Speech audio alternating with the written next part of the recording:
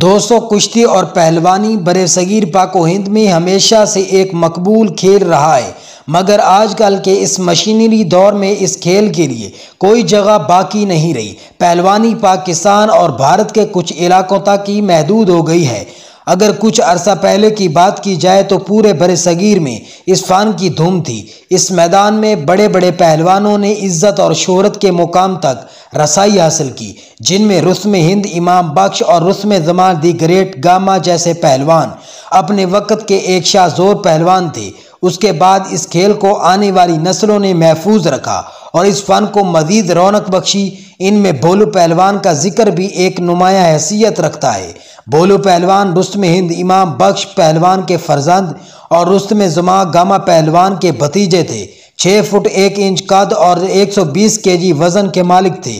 بھولو پہلوان کا اصل نام حاجی منظور احمد تھا۔ حاجی منظور احمد اور بھولو پہلوان 24 جنوری 1922 کو بھارت کے شہر امرتسر میں پیدا ہوئے۔ پہلوانی کا فن آپ کو وراثت میں ملا۔ جب 9 سال کے ہوئے تو سکول کی چھٹیوں میں پٹیالہ اپنے انکل حمیدہ پہلوان کو ملنے گئے۔ حمیدہ پہلوان اس وقت کے رستم ہند اور وقت کے نواب جلال الدین کے آفیشل پہلوان کے طور پر جانے جاتے تھے۔ والد اور چچا کی نگرانی میں بھولو پہلوان نے کشتی کی تربیت حاصل کی۔ بھولو پہلوان نے 13 سال کی عمر میں اس کھیل کا آغاز کیا اور 1935 سے لے کر 1940 تک اس وقت کے ہم عمر تمام بڑے بڑے پہلوانوں کو ہرایا، جن میں منگل سنگھ، کھڑک سنگھ، بورا سنگھ اور علیم پہلوان جیسے نام شامل ہیں۔ 1947 میں پاکستان کی آزادی کے بعد بھولو پہلوان مستقل طور پر لاہور میں رہائش پذیر ہو گئے۔ 1948 میں پاکستان چیمپئن شپ سے پہلے اپنی ٹریننگ 2 گھنٹوں سے بڑھا کر 10 گھنٹے اور پھر 10 گھنٹوں سے بڑھا کر 19 گھنٹے ناظرین 24 گھنٹوں میں سے 19 گھنٹے ایکسرسائز کرتے تھے۔ 1949 میں ان کی محنت رنگ لائی اور بھولو پہلوان نے یونس پہلوان، جن کا تعلق گجرانوالہ سے تھا، ان کو 8 منٹ کی مختصر سی کشتی میں ہرا کر رستم پاکستان کا اعزاز اپنے نام کر لیا۔ ناظرین، بھولو پہلوان پاکستان کی ہسٹری کے سب سے پہلے رستم پاکستان کا ٹائٹل جیتنے والے پہلوان تھے۔ گاما پہلوان کے انتقال کے بعد دنیا بھر کے پہلوانوں کو کشتی لڑنے کا چیلنج دیا، لیکن جن پہلوانوں نے ان کا چیلنج قبول کیا ان سے کہا گیا کہ صرف وہ شخص ان سے کشتی لڑ سکتا ہے جو پہلے ان کے 5 بھائیوں کو ہرائے۔ چنانچہ دنیا کا کوئی بھی پہلوان بھولو پہلوان سے مقابلے کا اعزاز حاصل نہ کر سکا۔ انڈیا میں موجود غیر ملکی پہلوانوں کو ہرانے کے بعد 1953 میں ورلڈ چیمپئن شپ کے لیے اس وقت کے چیمپئن بلا تحصیل اور انڈیا کے دارا سنگھ کو چیلنج کیا، مگر دونوں میں سے کسی نے بھی بھولو پہلوان کا چیلنج قبول نہ کیا، بلکہ اس چیمپئن شپ کے لیے بھولو پہلوان نے پاکستان کے اس وقت کے پرائم منسٹر محمد علی بوگرا سے بھی ورلڈ چیمپئن شپ کی درخواست کی۔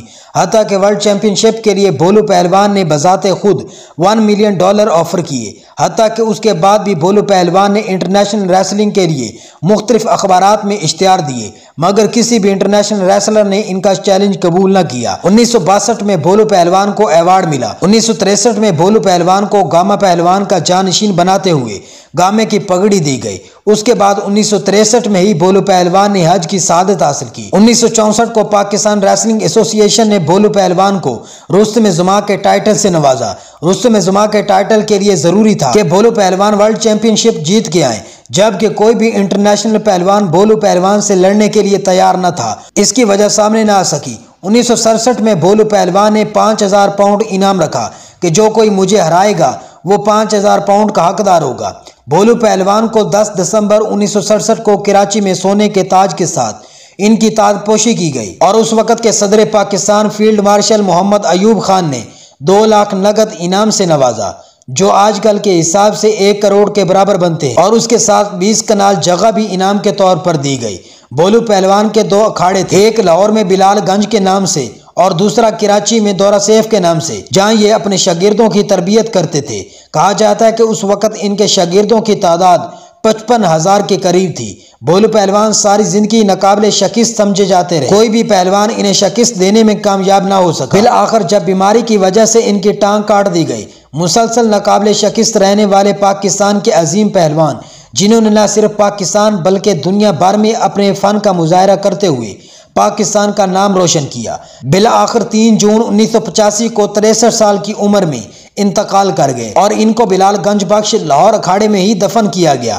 مزید ایسی ویڈیو دیکھنے کے لیے ہمارے YouTube channel mister Pearl Khan کو سبسکرائب کر لیں اور بیل کے آئیکن پر کلک کر لیں تاکہ آنے والی مزید ایسی ویڈیو بآسانی آپ تک پہنچ سکیں۔